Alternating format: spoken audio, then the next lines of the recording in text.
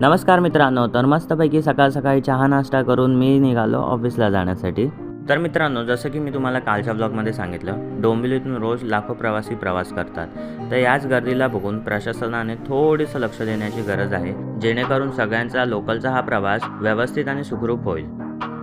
इथे मी कोणताही स्टंट करत नाही, कारण पुढे परेलला उतरणारे सगळे माणसं उभे आहेत, म्हणून मला इथेच उभं राहावं लागलं. करी रोड स्टेशनला उतरून मी गेलो नेहमीप्रमाणे मंदिरामध्ये.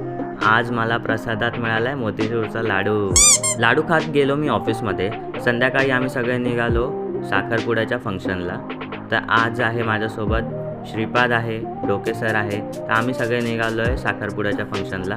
मध्येच आम्ही चिंचपोकळीत होणाऱ्या नवीन बिल्डिंगच्या प्रोजेक्टला व्हिजिट देत किमती ऐकूनच गार झालो आम्ही. तिथून निघालो आम्ही साखरपुड्याच्या फंक्शनला आलो. साखरपुडा होता आमच्या जाधव सरांच्या मुलाचा, म्हणजेच निखिल दादाचा. फंक्शन अटेंड करून आम्ही जेवायला गेलो. नंतर आम्ही परतीचा प्रवास सुरू केला. त्याच लोकलमध्ये बसून आम्ही घरी येण्याचा प्रवासाला निघालो. घरी आल्यावर शंभू पळत पळत आला मला भेटायला. रात्री मम्मीने मला कलिंगड भरवले आणि असा मी केला दिवस एंड. तर चला बाय, भेटू पुढच्या व्हिडिओमध्ये.